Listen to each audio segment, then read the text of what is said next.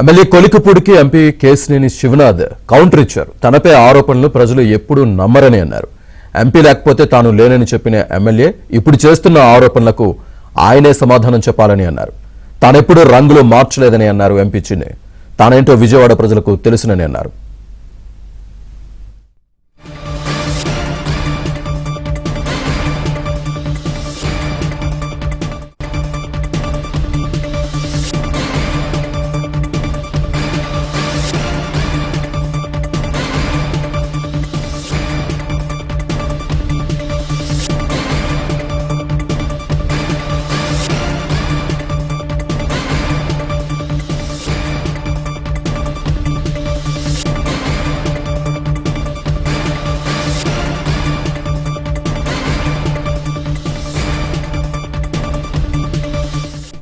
MP Kesineni శివనాథ్పై MLA Kolikapudi Srinivasarao ఆరోపణలు చేశారు. MLA ticket కోసం ఎంపీ చిన్ని 5 కోట్లు అడిగారని కొలికపూడి కామెంట్స్ చేశారు. కొలికపూడి నా ఖాతా నుంచి ఇవి తీసుకున్నారని చెప్పారు. దీనికి సంబంధించి పూర్తి డీటెయిల్స్ మా కరెస్పాండెంట్ పూర్ణ అందిస్తారు. పూర్ణ,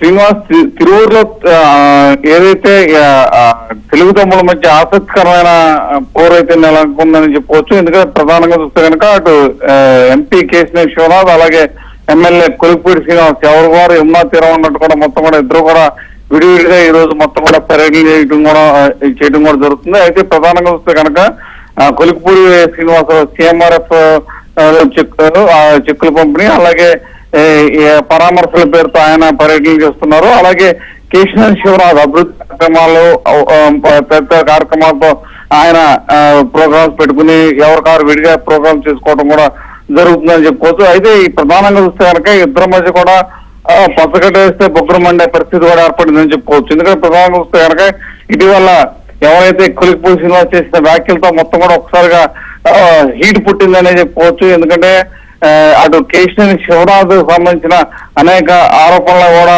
కొలికపూడి శ్రీనివాస్ ప్రధానంగా చేయడం కూడా జరిగింది. ప్రధానంగా చూస్తే కనుక కేశినేని శివనాథ్ కార్యాలయంలో పనిచేసే కొంతమంది సిబ్బంది మొత్తం కూడా డబ్బులు తింటున్నారు అని చెప్పి కూడా ఒక ఈ ఆరోపణలు అయితే కొలికపూడి శ్రీనివాస్ చేయడం జరిగింది. వీటన్నిటి కూడా కేశినేని శివనాథ్ ఈ రోజు ధీటుగానే సమాధానం చెప్పిన పరిస్థితి నెలకొంది. ఎందుకంటే గత ఎన్నికల సమయంలో దారుణంగా వ్యాఖ్యలు చేసిన నానికి తాలూకా మనుషులకి నేను ఎక్కడా కూడా ప్రయారిటీ చేయాల్సిన అవసరం లేదు, ఆయన మాకు ముమ్మాటికి శత్రువే అని చెప్పి కూడా ఈ కేశినేని శివనాథ్ చెప్పడం కూడా జరిగింది. అటువంటి వాళ్ళకి అసలు మా పార్టీలో చోటే లేదు. ఎందుకంటే కొంతమంది వైసీపీలో కోర్టులుగా పనిచేస్తూ ఇక్కడికి వచ్చి మొత్తం కూడా పనిచేస్తున్నారని చెప్పి కూడా కేశినేని శివనాథ్ చెప్తూ కూడా జరిగింది. ఎందుకంటే మేము మొదటి నుంచి కూడా కరుడు కట్టిన టీడీపీ వాళ్ళం, కరుడు కట్టిన టీడీపీ కోసం పనిచేసిన వాళ్ళం, అటువంటి వారికి పార్టీలో స్థానం ఉంటుందని చెప్పి కూడా కేశినేని శివనాథ్ కూడా చెప్పడం కూడా జరిగింది. ప్రధానంగా నా కోసం, నా పార్టీ గెలుపు కోసం కార్యకర్తలు పోరాడితే ఆ కార్యకర్తలని నడి సముద్రంలో నేను వదిలేసి వెళ్లాల్సిన అవసరం నాకు లేదు అని చెప్పి కూడా ఆయన చెప్పడం కూడా జరిగింది. అదే రీతిలో కూడా అన్నిటికీ కూడా ఆయన జవాబు ఇవ్వడం కూడా జరిగింది. అయితే ఇప్పుడు చూస్తే కనుక కొద్దిసేపు క్రితం ఎవరైతే కొలికపూడి శ్రీనివాస్ ఒకటి అంటే స్టేటస్ లో పెడతాం కూడా జరిగింది. ఎందుకంటే తాను ఎలక్షన్ సమయంలో తన దగ్గర నుంచి డబ్బులు అడిగినట్టు కూడా తెలుస్తుంది. ఎవరైతే ఎంపీ పిఏ మోహన్ ఉన్నాడో ఆయన ద్వారా 3,50,00,000 రూపాయలు నేను ఇచ్చానని కూడా ఆయన చెప్పడం కూడా జరిగింది. ఆ నీటికి సంబంధించిన సాక్ష్యాలు రేపు మొత్తం కూడా చెప్తానని చెప్పి కూడా ఆయన ట్యాగ్ చేసి ఒక స్టేటస్ లో పెడతాం కూడా స్థానికంగా సంచలనం కలిగించిందని చెప్పొచ్చు. ఏదైతే ఇప్పుడు అటు కొలికపూడి శ్రీనివాస్ అలాగే కేశినేని శివనాథ్ ఇద్దరు కూడా విమర్శలు చేసుకోవడం పట్ల మొత్తం కూడా అటు తెలుగు తమ్ముళ్ళలో మాత్రం తీవ్ర చర్చనీయాంశంగా మారిందని చెప్పుకోవచ్చు. Right Purna, thank you.